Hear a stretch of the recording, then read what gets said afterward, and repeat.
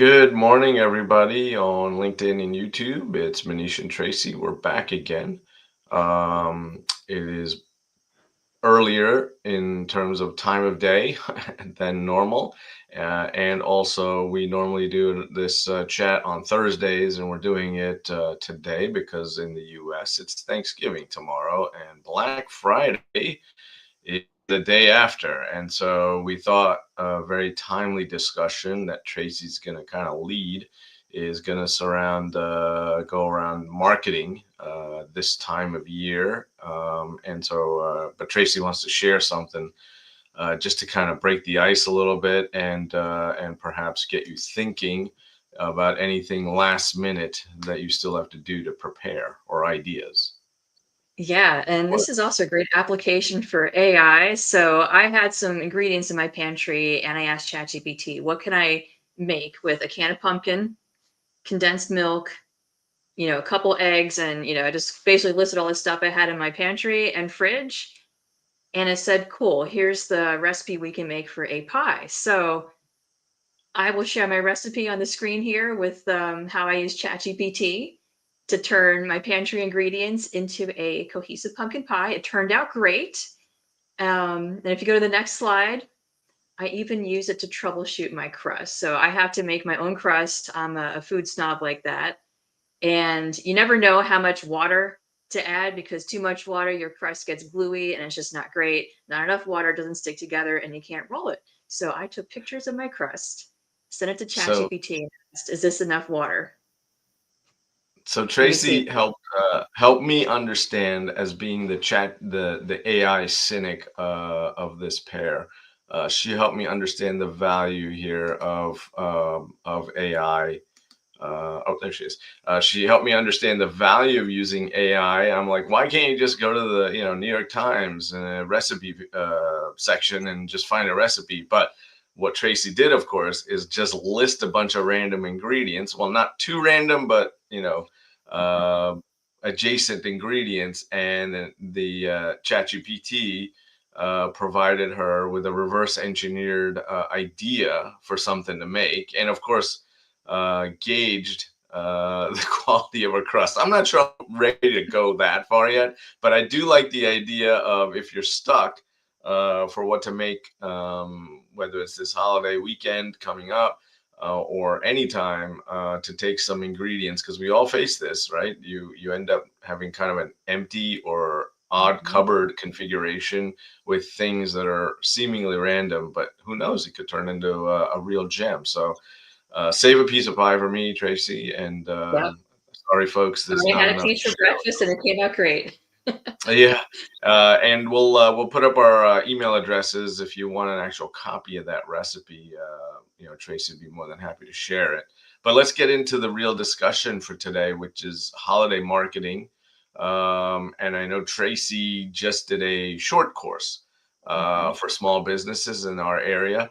But I know we also looked at all the tips and tricks and strategies, and they are applicable for any size business, I think. So, Tracy, I'm going to turn it over to you to kind of give us, the lowdown on what this topic is about.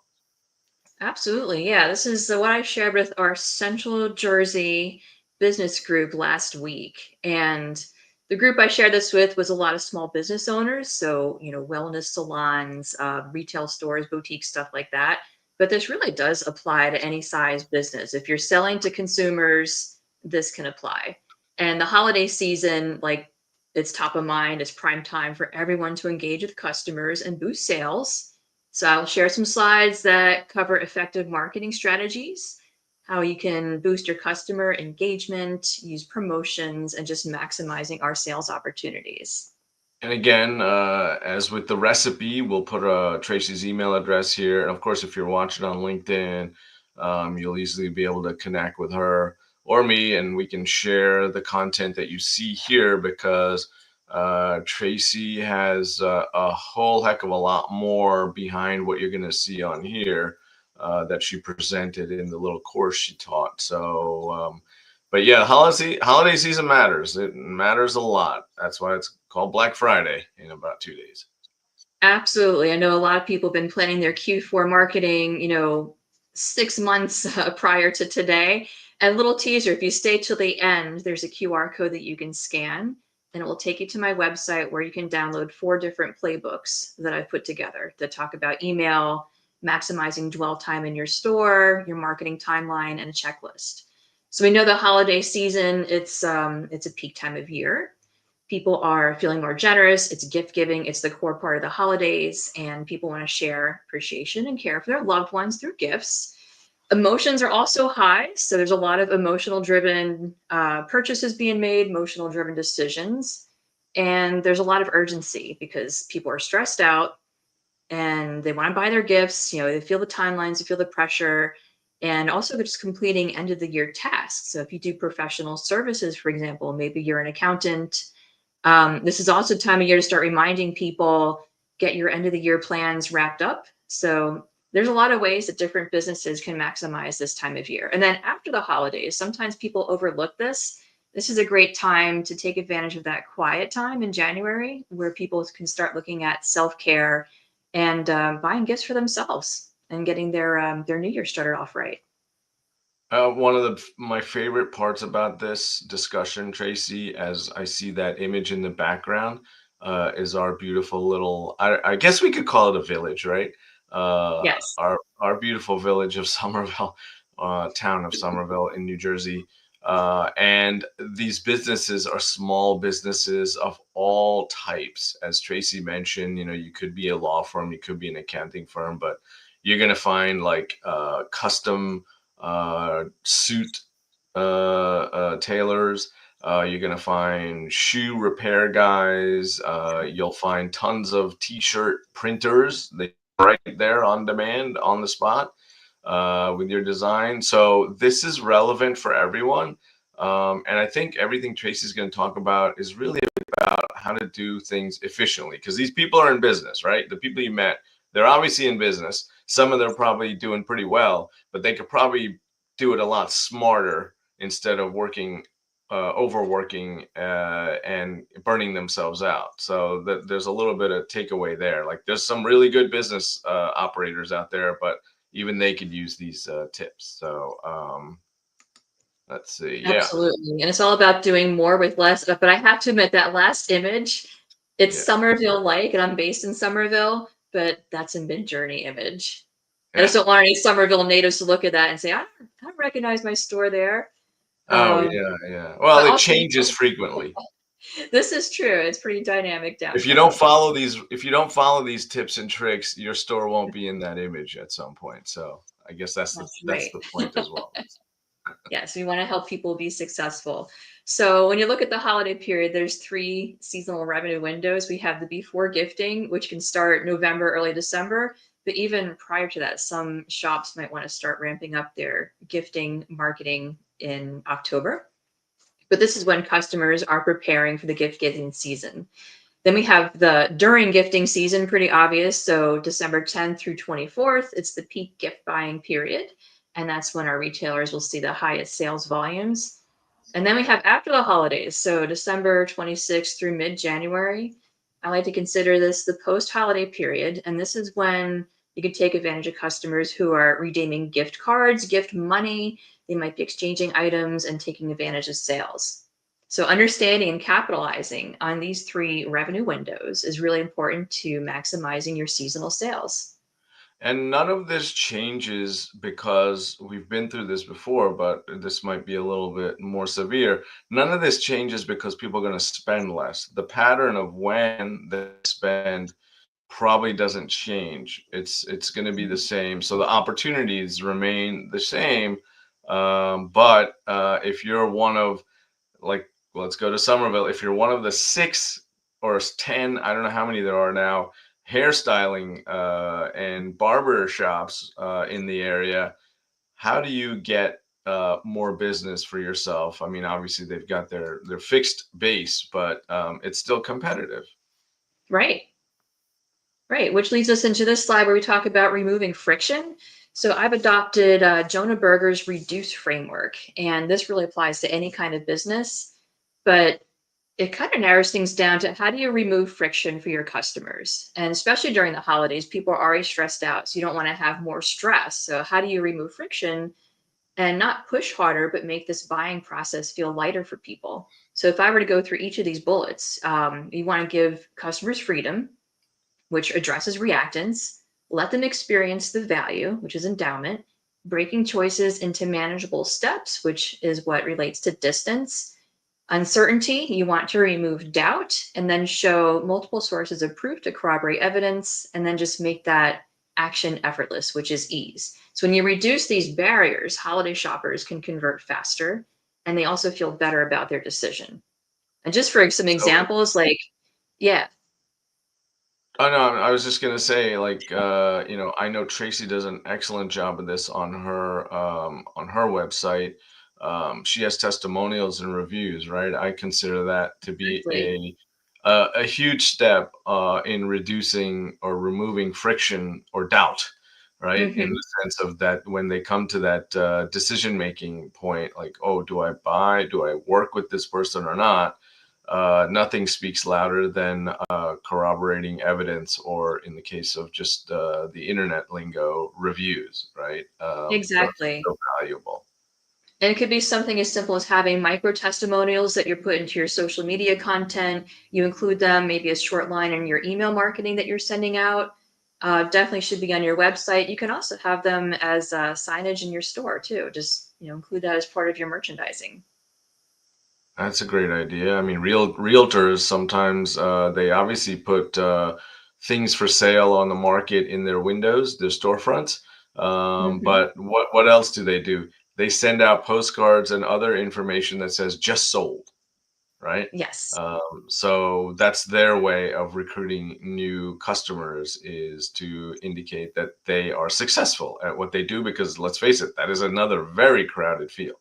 And that helps build trust when you have those examples. So just to give some more inspiration on how you could apply the reduce framework to your business. For reactants, you want to have choice based framing. So instead of pressuring people with, buy now before things run out, give them choices like choose a rhythm that works for you or gift cards available in any amount. Let people decide what feels right.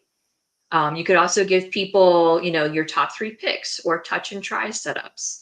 Or if you have a wellness service, like you have a salon or maybe you're a yoga studio, let customers customize gift cards or have packages where they can add on length, modality, and different add ons. So those choices help reduce the resistance. And I love this phrase of dwell time, because I mean, Yes. would you recommend that we need to shorten this phase if possible and get to the next steps? Yeah, and dwell time, I'll just mention real quickly, it doesn't apply just to having people into your store. It's if you have a website, how do you get people to engage with your website more? And that could be from having, short videos, how-tos, content that really brings people in but lets them engage. So the more time people are spending in your store, on your website, the more likely they are to convert. Well, I'm going to use this for a shameless plug. So if you go to my site, getnokudos.com, even if you don't buy anything, you can share a story of kindness, especially around this time of year. So that's one way I'm trying to get folks to engage and just share their stories so that other people can read them. So anyway, sorry about that tangent. Yeah. So when the holidays, you have a lot of traffic coming online or also in store, and this is prime time for capturing contacts. So if you're not capturing contacts for your email and SMS marketing, definitely start now. You can have like the forms that show up on the website. You can have POS systems that capture contact information, or it could be something as simple as a notebook on the desk and people write in their email and you capture that contact. But with the busiest time of year, you just want to take advantage of that traffic to capture contacts that you can market to. If you don't capture the contacts, then you're missing out on opportunities to nurture purchases in December, drive those gift card sales, promoting post holiday treat yourself offers, and activating high value January resets. So you're kind of suggesting to turn every encounter in your space into a potential trade show type encounter. Like, we're all used to do, those of us who do have done trade shows, we're used to capturing leads there. There's, a little iPad, and we've got, one of the many tools out there to deposit people's email addresses and names. But we don't necessarily think of that as something like, let's consider it an abandoned cart, right, in your store, in your physical space, or a call. I mean, let's use it as a follow up. I love that suggestion. That's great because I know I miss that a lot. Yeah, absolutely. Because the one-to-one marketing that you get from email and SMS is so important because it has the highest control. You can personalize it, and also has the highest conversion rate. Like you're going to get more from sending out an email to your list than you are pushing social media. I mean, they all these tactics work together, but email and SMS tend to have the highest conversion rate, so they're essential, for getting the most out of this period. So if we were to look at a cadence of how do you do this one-to-one marketing through email and SMS throughout the holidays, you have November where you can start previewing your upcoming holiday offerings and services, give people early access to deals and promotions. So you're adding some value there. In December, you can ramp up support for gifting, having some deadlines. If you're doing services like, hey, get your paperwork in order by this time to be ready for the new year or for tax season. And it's a great time to start promoting different gift card options. And after the holidays, again, people neglect this time, but it's that post-holiday period. It's the quiet time. You can take advantage of that, cutting through the noise to encourage customers to treat themselves and start a reset for the new year. And January, you're getting people back into their routines, helping to support their planning for the year ahead, which is great for professional services. Well, this is great because it also, just to point out, if you are a business and you don't have the time to do this or the resources, Tracy is that person who can take this part of a campaign, from writing the email, right? Thinking about what the email Mhm. should be, writing it, and then also, if I'm not mistaken, you're going to deploy it for them too, because not everyone has time to do this, because it is an effort, it is work, right? Mhm. And so, again, just reach out to Tracy or myself, and we can talk more about how to get into a discipline, because that's what a cadence is, right? It's timing and Absolutely. It can discipline. be overwhelming this time of year to do all of your marketing plus running your business and getting ready to spend time with your family because that's what it's all about. So if you do need support on what kind of campaign should you have, what kind of story do you want to tell, who do you want to tell it to, and where you want to deploy it, across all channels from social media to your website to your email, we can talk. So if you're watching this and you want to get started, it's not too late. I'd recommend that you start your seasonal plan and you can just choose four of these. So pick an offer, figure out one email or one-to-one marketing tactic, figure out how you want to increase dwell time either in your personal, your retail space or online, and pick one January strategy. Like, what are you going to do after the holidays? And then put those together. And I think you'll notice a boost in performance just by picking one of these four. Great. And then, like you said, don't forget January and the new year. And Hmm. here is, just in case you want to read a little bit more clearly, so you can scan that QR code, and you got tracy.coon at foxfireandcompany.com. And, get some more details behind this particular presentation. Like I said, there's a lot more to it, but you could also save yourself a lot of, effort by actually just reaching out to Tracy. You can reach out to me, Manish at trickywater.com. And this presentation will be live on YouTube and on LinkedIn, for, I guess, as long as they allow these things to stay. And what else you can look forward to is, I was gonna close out with a little funny video about Black Friday, but I'm gonna post it actually on my LinkedIn wall. So I encourage you, maybe if you have a chance, especially tomorrow, to check out this little Black Friday video. That's kind of funny. Only about 2 minutes, and something that, maybe watch while you're recovering from your overeating. Tomorrow's the day to do it, if there's ever a day to do it, but be careful, and enjoy time with your family, Tracy. Thanks for getting this in, because when you mentioned this topic right before the holidays, right before Thanksgiving, I said, "Oh wow, perfect." I mean, and you just obviously shared it with a bunch of other businesses out there that could certainly benefit from the campaign strategies, regardless of what their product or service is. Right? It's really about leveraging the connections that you make with people, and informing them about why you are the one, the realtor, the barber, the hairstylist, the massage parlor, or I love that little pet store that we have in downtown. It's kind of, you can bring your pet in, of course, but they've got all kinds of things for Yeah. cats and dogs, including a fresh kitchen too. Right? They're like baking treats right there in the back, so Yeah. that's What's kind the of name cool. of them? I forget the Uh, name. I don't remember, but I really enjoy it. That's maybe something they can work on, is get their name Yeah, so I will go recognition. in there and get stuff for my boyfriend's dog, but also for my cat, and they have, Yeah. like, the Well, we fresh got pet a cake couple of too. we've got a couple of those. And the point of mentioning that again is small businesses, right? Local Mhm. businesses.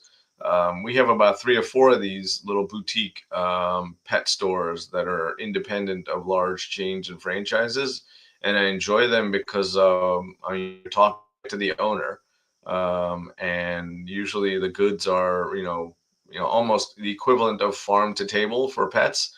They're fresh, and so there's a lot of opportunity like that, whether it's pets or humans. You can find little artisan food shops too, Yeah. and so enjoy and happy shopping. Hopefully you find what you and your loved ones want this coming weekend and beyond into the Christmas season.